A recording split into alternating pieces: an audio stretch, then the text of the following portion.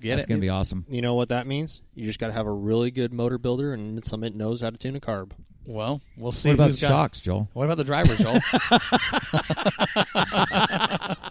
What about the driver, Joel? Roger Crockett's got it made. Man, that's a bold move on the air to say that. I would never do that. You picked the Super Sport champion before we even saw cars hit the track. That's different. Oh, my. Look at the time. Why are you bringing up old stuff? God, old stuff. I didn't even call you Grandpa this time.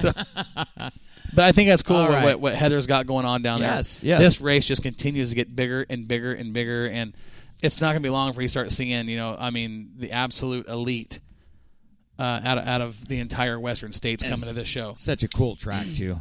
Well, that's the thing about Cottage Grove. It's not big.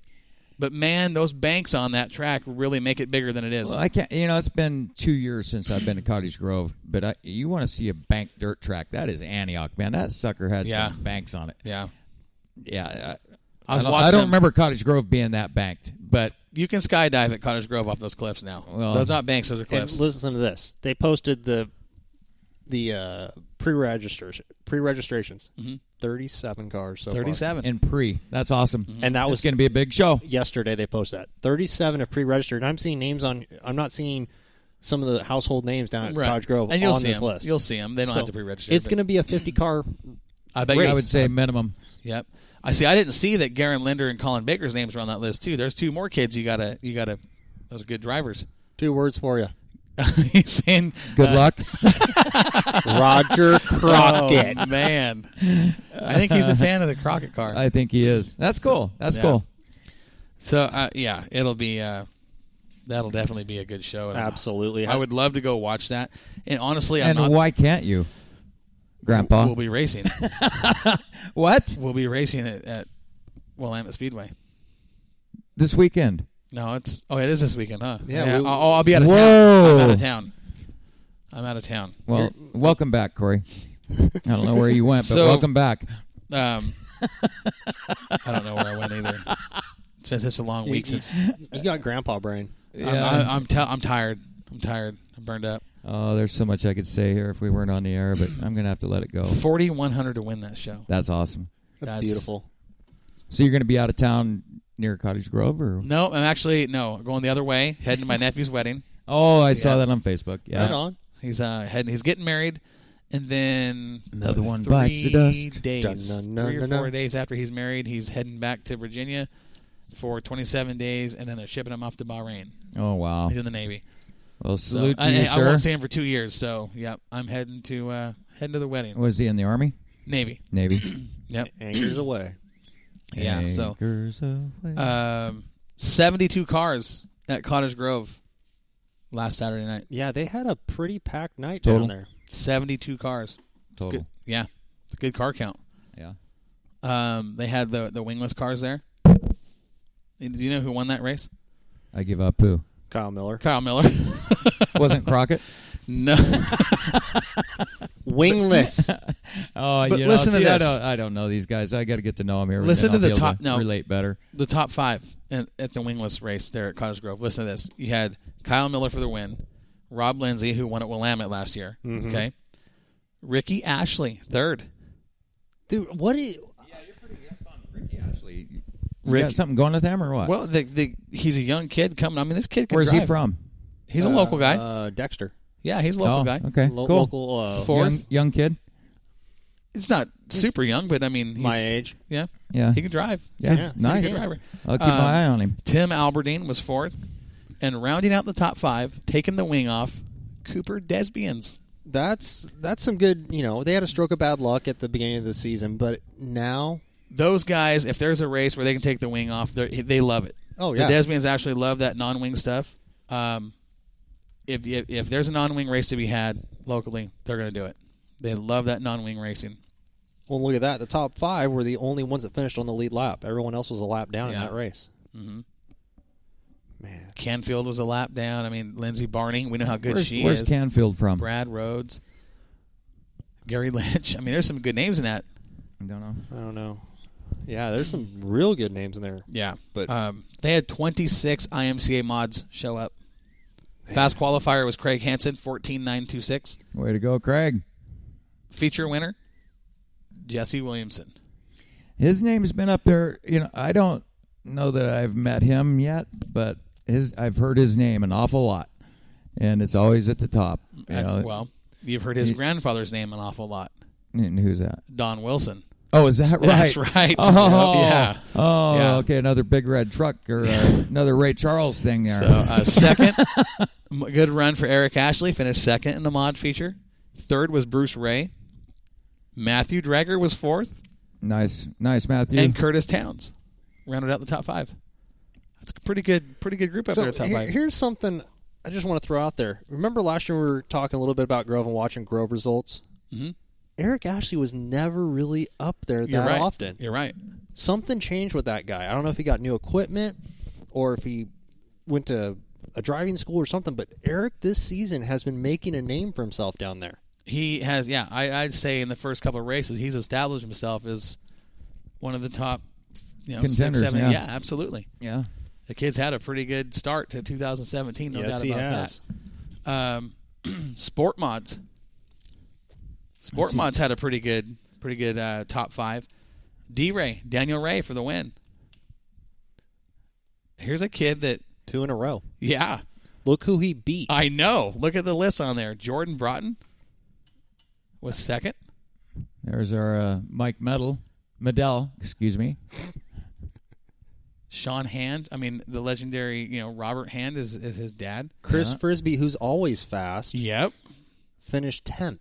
Yeah, and he was your trophy dash winner down there. Yeah, and when I saw that surprised me because we know how good that 17 car is. I mean, that's, the sport mod division here is really, I'd say, next to the street stocks in the Northwest, I'd say this is the second fastest growing class. Huge. Yeah, and wasn't it that? Chris Frisbee pipes in and says that Ricky Ashley runs a limited motor also. Wow. So, and Chris broke a right front shock while leading. I figured something happened. So, yeah. But you got to think, Jordan Bratton, he hadn't lost a race at Grove in 2 years. Yeah, it was 2 years, and then this year he's just he's been close. I mean, he's been close every time. And D-Ray's only been in a sport mod 2 years now. This is his second year in a sport mod. This is his second year, I believe. Mm-hmm. Yeah. I mean, what?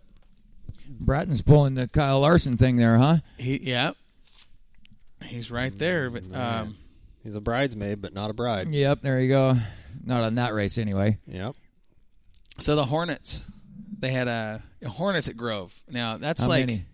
Oh, they always have a bunch. I didn't get an official count on that, but man, the Hornets at Grove and the Hornets at Sunset, I think those two tracks are probably the best in the entire area to watch Hornets because those tracks aren't big like Willamette, and they don't get spread out, and those guys they're fun. I mean, they do it, I mean, high banks, they can keep it wound up.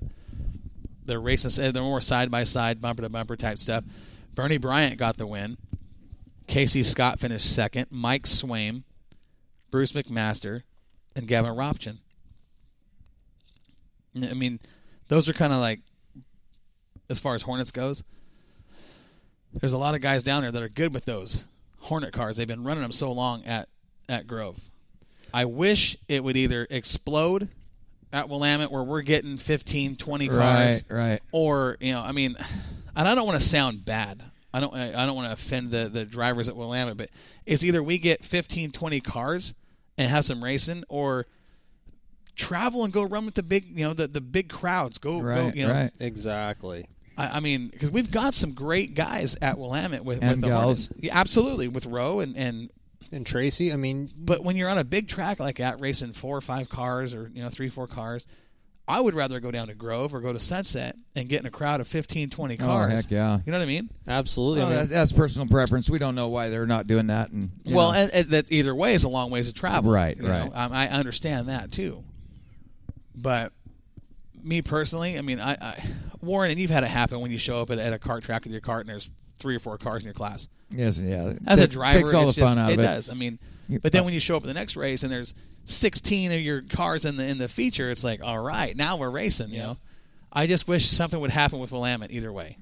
Well, maybe they need to make it more enticing, somehow. And that's going to happen here later in the season. We're going to talk about that tonight because we've got some news to break as far as the 4B, Hornets, whatever you want to call them, whatever track you're at.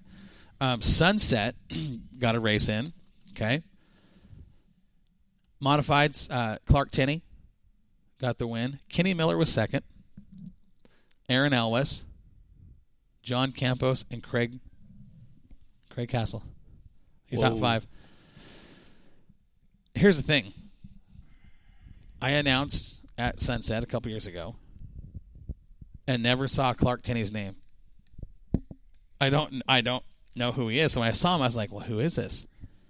And then look who he finished ahead of. Look at the names in that list. Kenny Miller, Aaron Elwes, John Campos, Craig Castle, Doug Davenport, Jeff Lovell. We know how fast he is.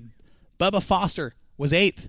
Here's a guy that's a former Willamette champion. I mean, is always a top 3, 4, 2, or running for the win. I mean, and Mark Ferris got great equipment. Now, what class is this? This is the mod. This is A mods. Okay. So honestly, listen. Here's the thing. I don't want to offend anybody. I don't know who Clark Tenney is, but when I saw his name at the top of the list, I thought, man, this dude showed up and was on point because the names behind him at that list at Sunset. Craig Castle's won a championship there. Kenny Miller is just bad fast there. John Campos. Lightning John Campos, Davenport, Lovell, Foster. I mean, you've seriously never heard of Clark Tenney's name before? Not when I was there. Not when I was there. I seriously, I know this is a bad thing for me to say on the air. I don't recognize the name.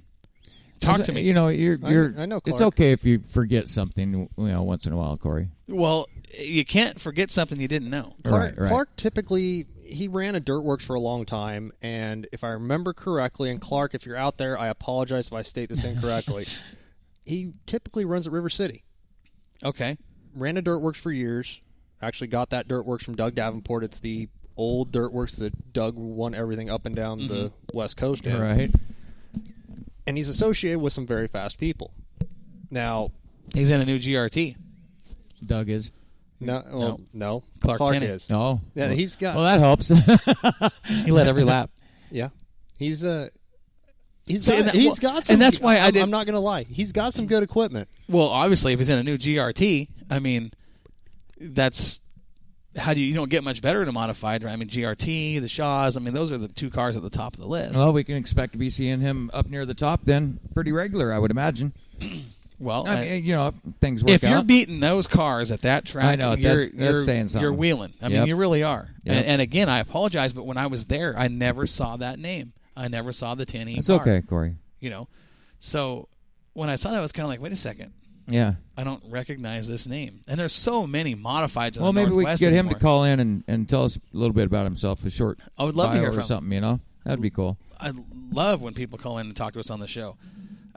So I was just kind of surprised to see a name that I didn't recognize ahead of those guys at Sunset because... Is that his car? That's his car. This is a nice looking car. Look at that car working. And that car is, That is the GRT. That car is rolling. You can tell by the bumper. Up, and that's a great photo. We should get that up on Moxie. Put that up on Moxie. It's a bunch of... that's all right. Let's put it this way. I saw that car when it didn't have the lettering on it. Let's get a screenshot of that and put that car up on Moxie and talk. So Corey can kind of make amends here. Well, it's not that I'm trying to... No, it's not. That's a great nice photo. Car. I'm not trying to make amends. It's a great action shot. I didn't recognize the name. That's all right. So, Pure Stocks, Larry Brookshire, Kendall Lee, Mandy Clark, Terry Haug, and Rob Ferree.